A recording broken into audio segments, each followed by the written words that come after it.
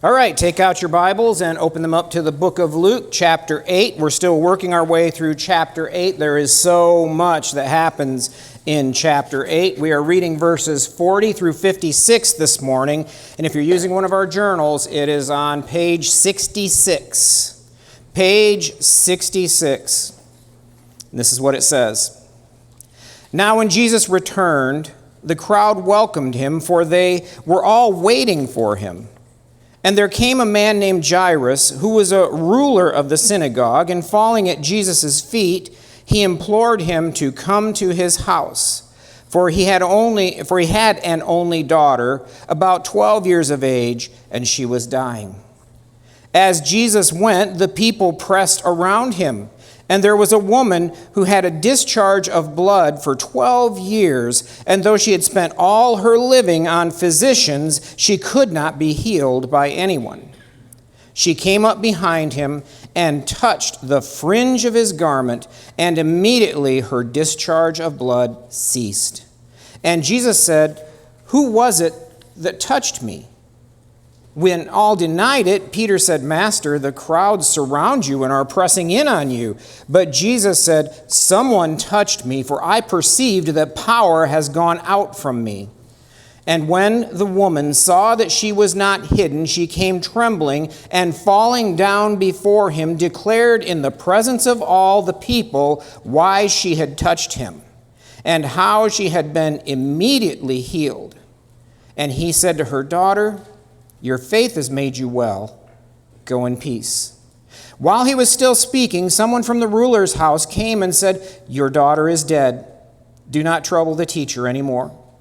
But Jesus, on hearing this, answered him, "Do not fear, only believe, and she will be well." And when he came to the house, he allowed no one to enter with him except Peter and John and James and the father and mother of the child. And all were weeping and mourning for her. But he said, "Do not weep, for she is not dead but sleeping." And they laughed at him, knowing that she was dead. But taking her by the hand, he called, saying, "Child, arise." And her spirit returned, and she got up at once. And he directed that something be given her to eat. And her parents were amazed.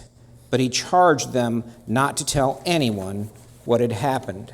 The rampage of miracles was continuing. That's where we've been talking. And Jesus is doing so many miracles at this point. Jesus and his disciples, they make it back again from being across the Sea of Galilee, back from the Roman-influenced area, back into the Jewish-influenced area. And this huge crowd is there to meet Jesus as he comes ashore.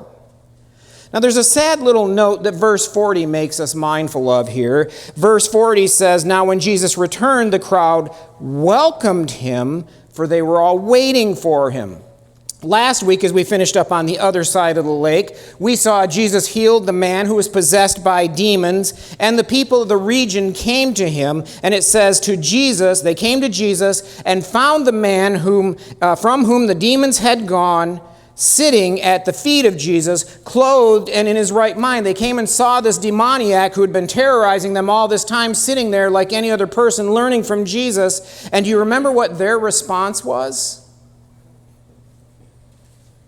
They asked Jesus to do what? Go away. Leave. Imagine that. They asked him to leave. What a sad picture. Jesus had just demonstrated his power and his authority over an entire army of demons and had set this man free from them, and a giant crowd comes together, and together in consensus they ask Jesus to leave their area. You know, we just don't need that kind of ministry going on around here, Jesus, so please take that back over to your Jewish friends. We don't need that going on here. So he leaves. There's a sad lesson for us right there, and we need to be mindful of this. People need to be mindful of this. If you don't want Jesus around and you don't want him meddling in your life, he'll leave. He'll leave you to yourself.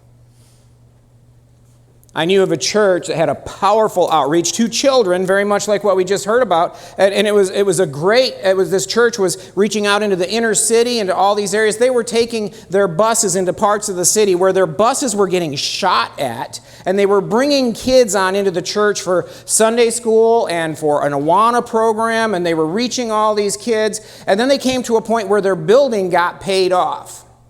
And they had more money then, and they're like, what are we going to do? How are we going to expand ministry with this? And so they looked at the pastor there. He had a heart for these kids, for these inner city kids, and wanted to put up a new youth center where they could continue bringing them in, and even after school programs and stuff, and give these kids somewhere to go where they could be loved and hear the gospel. And unfortunately, the people of the church looked at that, and they just said, we don't want to do that.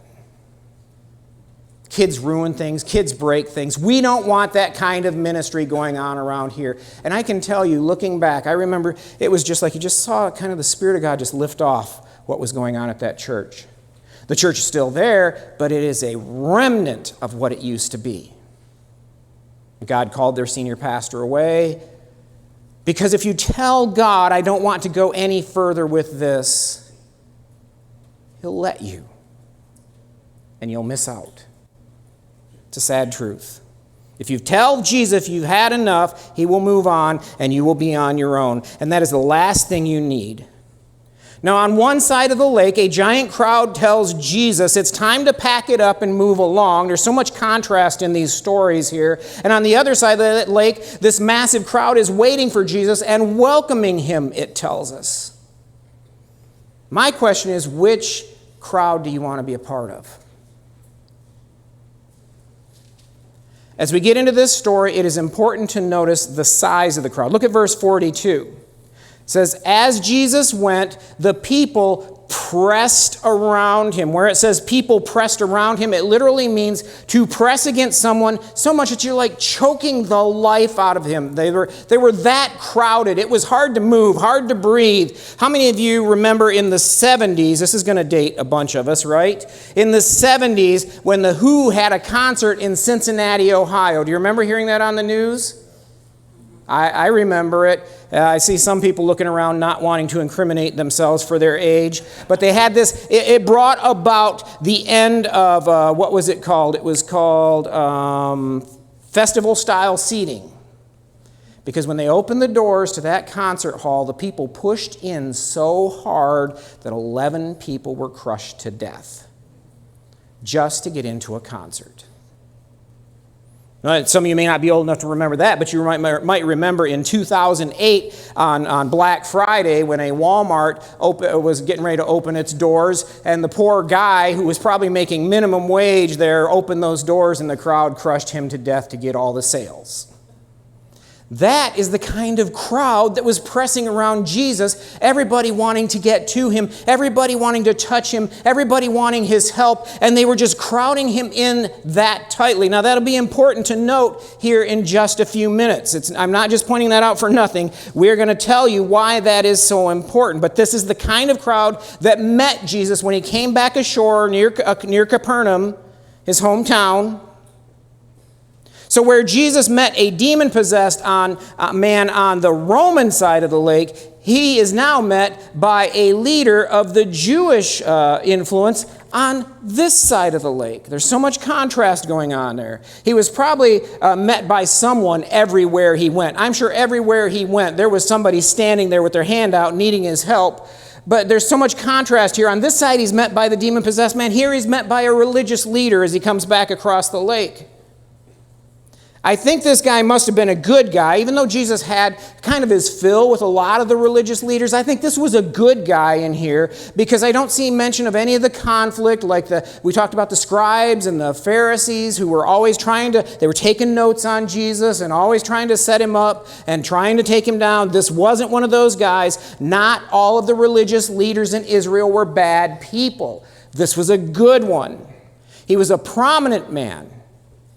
The synagogue in Capernaum, I said it that way this morning, and now I did it again, so got it on recording here. Capernaum was prominent, was beautiful. I've showed you pictures of it from when we were there just a year and a half ago now. But it shows something about this man's character when most of his colleagues are out to get Jesus and to put Jesus down. And when Jesus comes to shore, this man is standing there waiting for Jesus. First in line. And not only is he there waiting, but it tells us that he's on his hands and knees before Jesus, pleading for his help. How do you think his other religious leader buddies looked at that? What are you doing? You don't follow Jesus. You're going to get fired. Not all the religious leaders were bad people. This does show us that we have to be careful about how we lump people together, doesn't it, in life? It's very easy to lump people all together. But the man begins to beg Jesus for something. What was he begging for?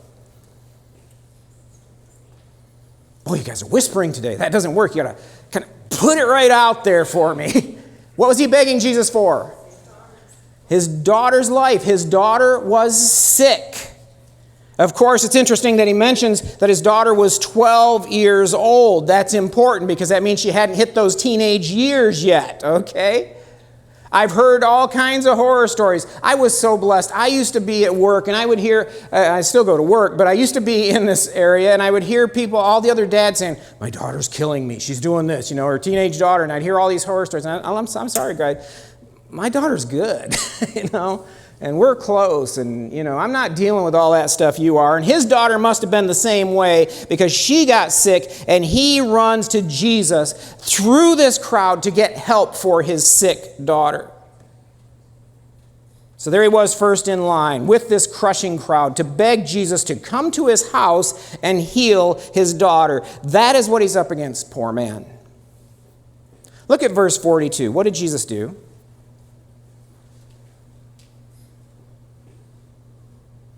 What did he do? He went. Yeah, it's that simple. He went. You ask Jesus to leave you alone, he'll probably leave you alone. You ask Jesus to come, he'll come. He comes, and with all Jesus had going on, this is why, this just struck me this week. This is so beautiful. With all Jesus had going on, with all the people who were bringing him their problems and their needs, Jesus could focus on one man's need. You think about that crowd that was pushing him that we talked about, and he could focus on this one man who had this need. He could block out all the noise. He could block out all the commotion and take the time to walk to this man's home and help him out. That really just struck me about the character of Jesus there and how he cares. Thousands of people crowding him, crushing him, and he can take the time to slow things down and walk to this man's house with him.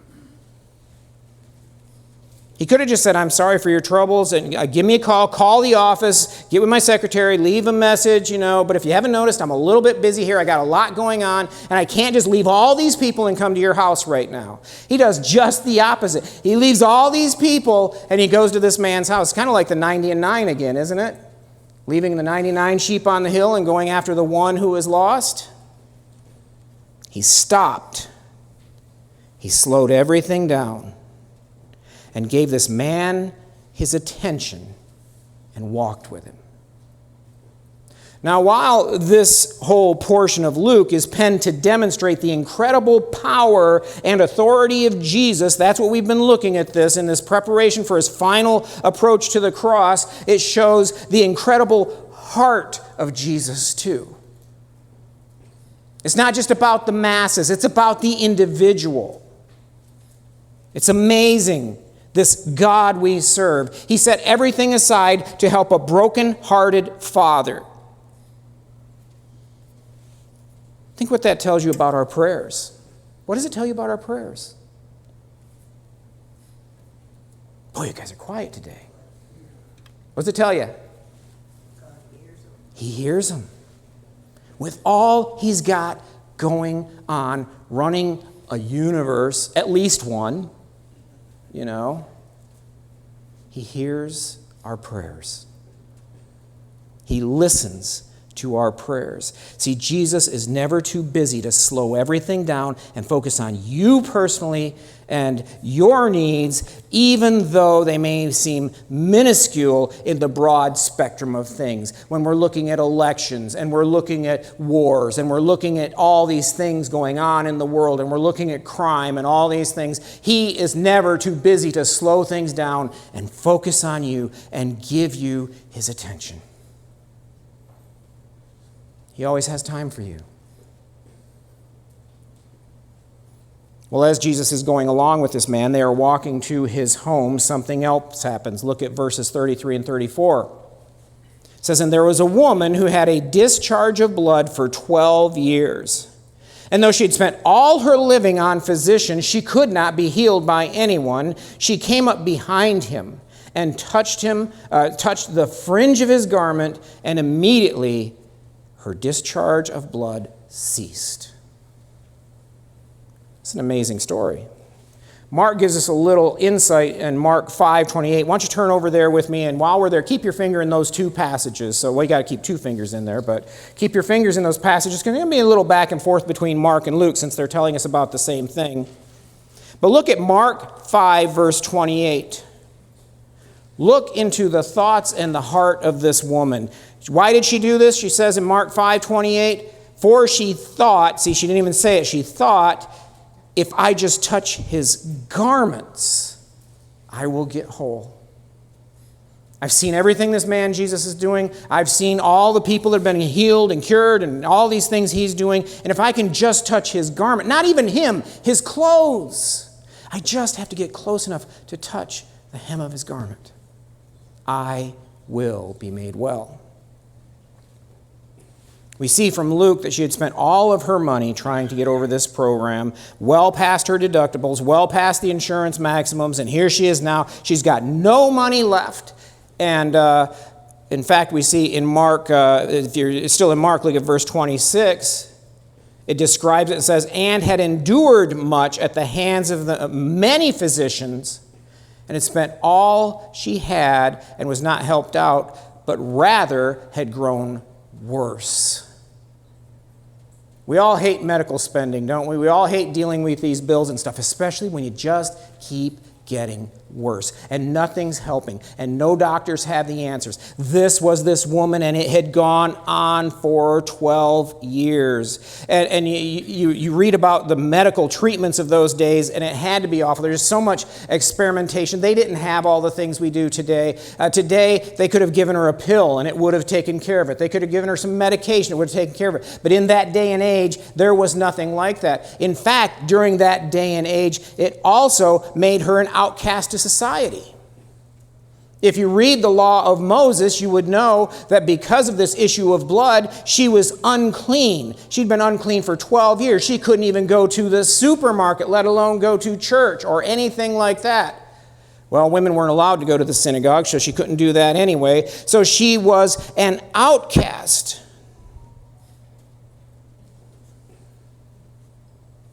She was supposed to stay home and be sick, like she had COVID or something like that, you know? She was never to be out in public like this, let alone mingling with this giant crowd she was with. That shed some light on some things, like, it says she came up behind Jesus, and she was always kind of hiding. She's kind of like trying to sneak through this crowd. I pictured that whole thing happen, and all I could remember when Lisa and I were in school, well, everywhere we go, we'll be going somewhere, crowded airport or anything, and I'm right behind her 1 minute, and she's going through this crowd, and I'm like, I can't get through. It's so crowded. Well, she was working her way through it, and she could have gotten in huge trouble for this. That's why when Jesus asks, "Who touched me?" it says she comes trembling and falls at his feet. And it says she only did that when she realized that what she had done was not hidden, because it was awfully bold of her to touch him in this condition. But her desperation and her faith teamed up together to drive her through this crowd, crawling, scraping, pushing, and wedging herself in any way she could up to where Jesus was walking with the leader of this synagogue. And she stretches out her hand, and is probably down on the ground, reaching through, just trying to get to the hem of his garment, just hoping for a touch. And what happens? What was it? She is cured. She reaches through and she touches him, and she is healed. She didn't even touch him, she touched his clothes, and she was healed. Look at how Mark describes the healing in verse 29 there in Mark 5. It says, immediately, that's like Mark's favorite word in his whole gospel. Immediately, though, the flow of her blood was dried up. It's gone. Just like that. And she felt in her body that she was healed of her affliction. She was healed instantly, and she knew it. The power of God hit her like a freight train, and she felt it. Pow! Something happened. Something changed. There wasn't the kind of miracle that says, well, go to your doctor. We've prayed for you. Now go to your doctor and see if you're any better. Or maybe, I think I feel a little better. I think I'm doing, maybe things are lightening up a little bit. I don't know. It wasn't that kind of miracle. Mark says she felt in her body that she was healed of her affliction. Not that she was healing either. She wasn't getting better. She was healed. The verb is given in the perfect tense, which means that the action is 100% perfectly completed. It was done. What she came there with when she came to Jesus was gone, never more to be back. It was done in an instant. Something moved, something changed, and she felt it. That little touch of hers, combined with her faith and desperation, closed the circuit and unleashed the power of God, and it blasted out of Jesus and into her and recreated whatever was wrong in her body. That's the power of God. I once had a couple good jolts in my life. I've had a couple good jolts. I mean, one time in high school, we were supposed to build a project. I was in electronics in high school, and so we used to have some fun. We'd take the power supplies there. We'd make lightning and stuff like that, you know. I won't tell you how, because if you go home and do it, I'll get in trouble. But I would do these things. We'd have all kinds of fun, maybe hooking up the 500-volt one to somebody's stool, something like that. You know, we survived. We're Gen X. We survived, you know. But anyway, I built a power supply so I could do that at home. And that was my project. And I went and picked it up off the work table one time, and my fingers it was still plugged into the wall. You know, I didn't unplug it. My fingers hit two of those bare circuits on the bottom. It slammed me into the wall so hard that my arm was bleeding, you know. And they're like, you better go tell the teachers. It's like, what part of this makes you think I want to tell the teacher what just happened, you know? I don't think so. You know, that was a pretty good jolt. I had another good jolt one day when at our church up in Muskegon, and I was up there, and the hot water heater went out in the parsonage, and it was an electric one, and I was changing it out, and I didn't realize that the pigtail from the old one had dropped down into the water pan of the hot water heater. And so it was laying there in a pan full of water with the hot water heater in it, and, you know, turn the breakers off, guys, okay? But anyway, I had to pull that thing out of there, and so I grabbed the top pipe on the hot water heater, and there was another pipe here, and I grabbed that one to get some leverage, and I'll tell you, that 220 went right through me, and it hurt. It's probably a miracle I'm here, because, you know, the electrical rule is you keep one hand behind your back because you don't want it going through here. Somehow I survived, and then it's like, now I got to tell Lisa what happened. I don't know.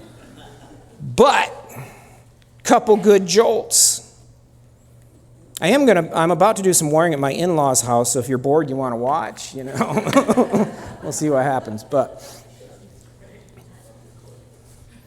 I've had some good jolts, but I have never felt the power of God like this woman did. It's amazing. The power of God coursing through her body, and it healed her as it went. She wasn't the only one who felt it. Look at verse 45, back in Luke 8 here. Luke 8:45, and Jesus said, "Who was it that touched me?" When all denied it, Peter said, "Master, the crowd surround you and are pressing in on you." You remember that almost crushing crowd, that suffocating crowd we talked about, and why that's important? This is where it comes into play, because Jesus is being touched by everyone. He says, "Who touched me?" And everybody says, "I didn't touch, I didn't touch, I didn't touch. I wouldn't dare do that. I didn't touch Jesus." And finally, Peter, Mr. Obvious, says, "Jesus, everyone's touching you. You're in a crowd, you know?" And so while all these people are pressing against him in a suffocating manner, this woman reaches through, doesn't even touch him, but touches the fringe of his garment. And with her faith and her desperation united, and that contact she made, the power went out of him, and he felt it. He says, "I know somebody touched me because I just felt power go out of me." The word power there is the word dunamis, which we get the word dynamite from. It is actual explosive power of God, and he felt it come out of his body and into this woman. Even though she didn't touch him, she touched his clothes.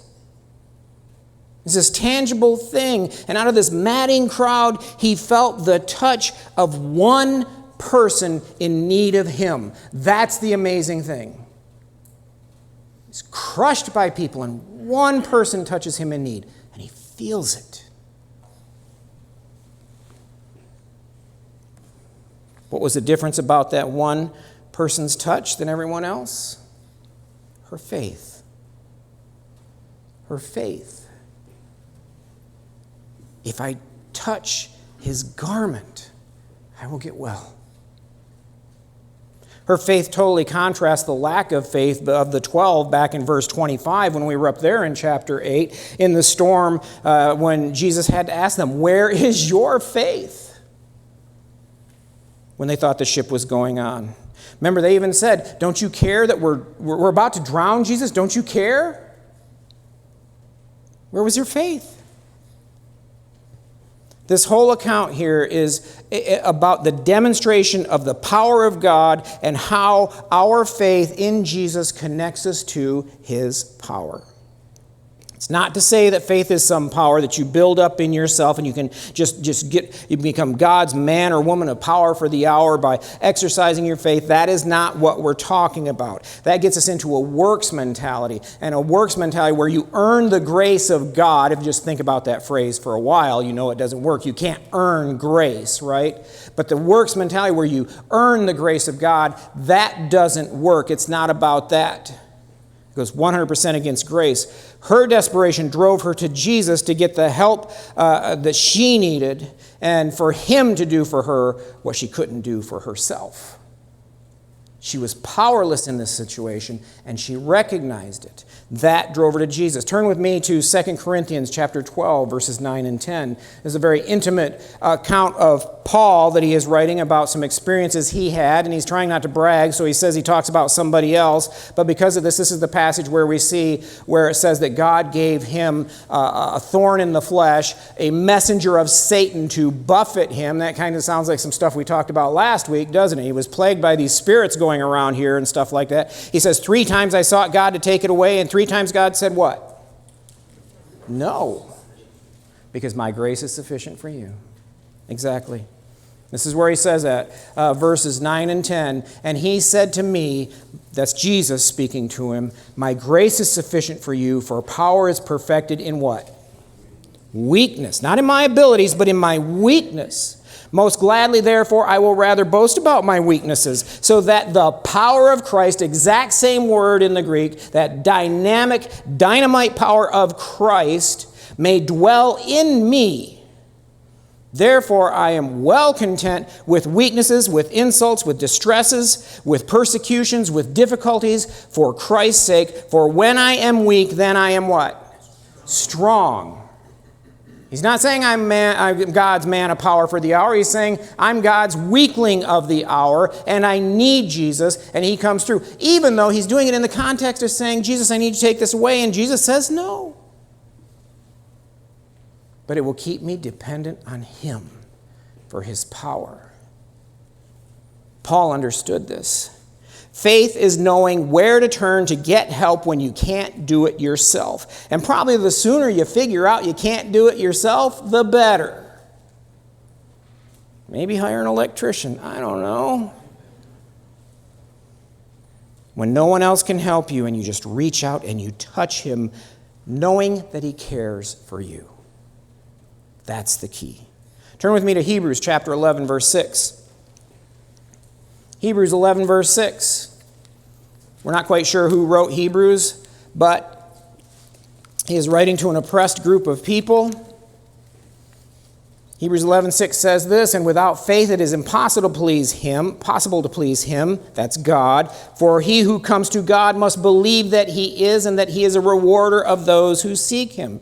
Hebrews chapter 11 is called what? What's its nickname? The Faith Chapter. Very good. But you know, it's not a collection of stories of people who are supercharged and bigger-than-life superheroes. This is not Marvel Comics or anything like that. It is the story of people who knew that they were in need and they turned to God and let him take care of their need. That is what every one of those stories in that chapter is. And it is written to, the audience that is reading this and why it is written to them is a group of people who had just been thrown out of their homes and out of their cities and out of their jobs because of their belief in Jesus Christ. And it is intended to encourage them to go a little bit further with Jesus. Hang on a little bit longer. Well, this verse says, without faith, it is impossible to please him, to please God, or to satisfy his expectations. Then it gives us two reasons why that is. Number one, it says, for he who comes to God must believe that he is. That kind of makes sense, doesn't it? You're not going to go to God if you don't believe he exists. So you've got to have enough faith to believe that God exists before you go praying to him. If you can't believe he exists, you can't really turn to him for help. Well, I'm pretty sure most of us here have already got that covered. We have crossed that bridge. We believe that he is. But then the second thing, number two, it says, he must believe that he is a rewarder of those who seek him. Question here is, what do you expect from God? What do you expect? Do you think he is a rewarder of those who seek him? That if you seek, you will find. If you ask, you will receive. If you knock, it will be open to you. Is that the kind of God you believe in? Interesting, in the ask, seek, knock verse where Jesus was talking, it's given in the tense of the verb where it means to keep on knocking, keep on asking, keep on seeking, and you will find. Well, here it is written in the same kind of thing. You need to seek him diligently, that word means. Like a desperate woman who is pressing through a crowd and doesn't even want, the crowd doesn't want her there, just hoping to touch the edge of his garment. And then the rest is all up to him. It was his power that did the miracle. It was her faith that caused her to reach out to him and touch him. That's all she brought to the table. She wasn't like Thomas the engine saying, I think I can, I think I can, I think I can. She just says, I know I can't. I just need to touch Jesus.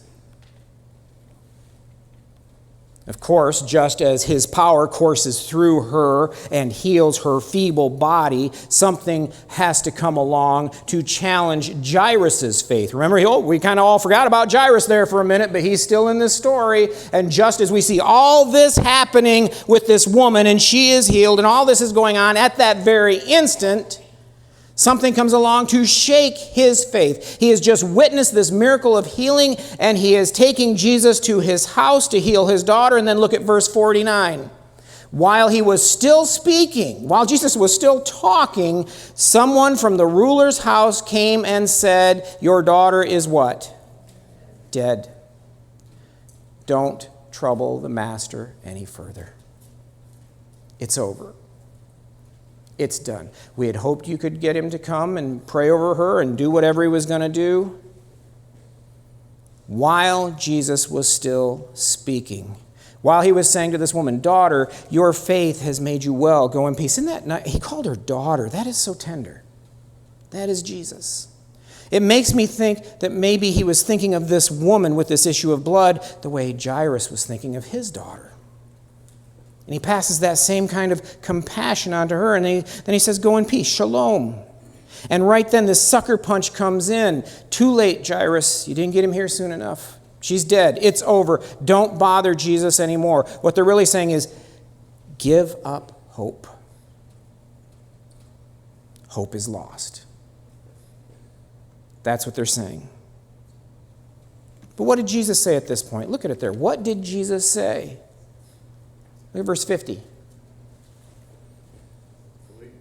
Believe, yes. Do not fear, only believe, and she will be well. Don't give up. Go a little bit further with me, and let me take care of this.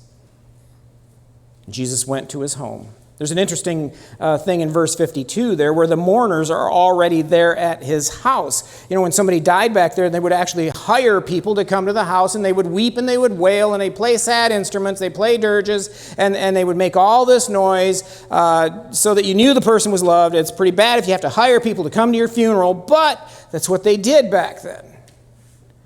And what is interesting is that by the time Jesus got there, where Jairus and Jesus were probably only a half mile away or something, it wasn't like a big journey, when they get there, the mourners are already in place. What does that tell you about the expectations of the people who were back at the house with the girl? She's going to what? Die.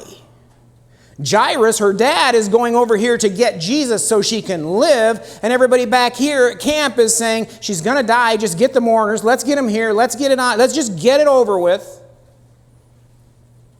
And it tells us the mourners laughed at Jesus. And so he took just Peter, James, and John in with him, and Mr. and Mrs. Jairus. And he took this little girl by the hand, and he simply said, "Child, rise." Verse 55 and 56, and her spirit returned. It had left her body, hovering up there or whatever, it was there, and it returned to her body, and she got up at once. There's that immediate thing again. And he directed that something should be given her to eat, and her parents were amazed, but he charged them to tell no one what had happened. We'll talk about that at another time, why he did that. You got to wonder, why is he telling everybody? It's not good publicity, Jesus. You should let this stuff out, right? But her spirit had left, so she was really dead. One of the things about the mourners being there, they laughed at him. In verse 53, he said, because she was dead. They knew she was dead at that point. There was no question about the legitimacy of this miracle.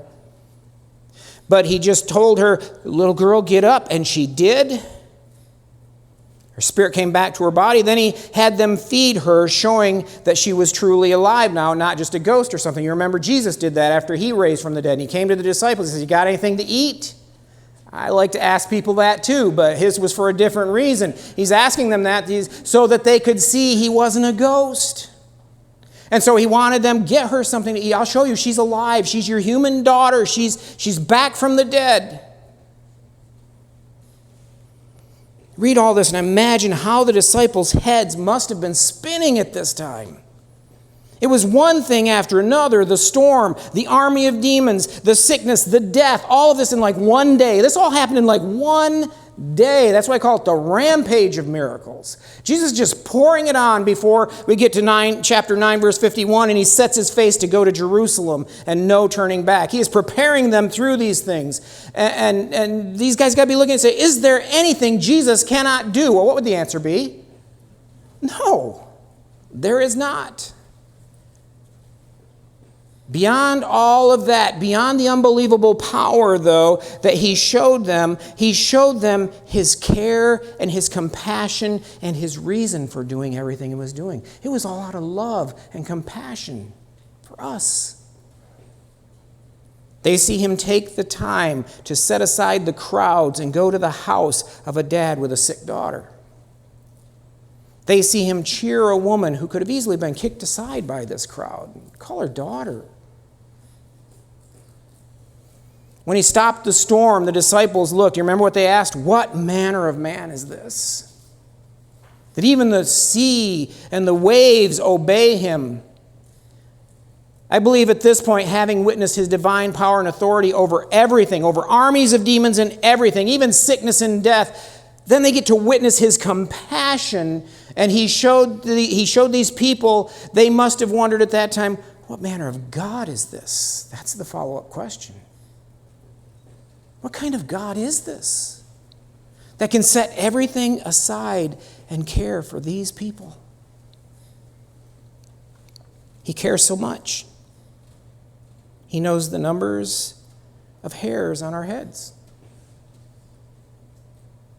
He sees every sparrow that falls to the ground. Jesus said, look at the birds of the air. They do not sow, nor do they reap, nor gather into barns, and yet your heavenly Father feeds them. And he said, and are you not worth more than many of them?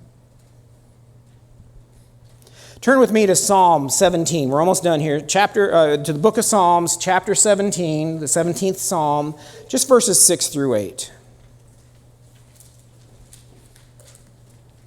This is what it says. David writing, he says, I have called upon you, for you will answer me, O God. Isn't that comforting? I call on him and he answers. We have a song that says that, don't we?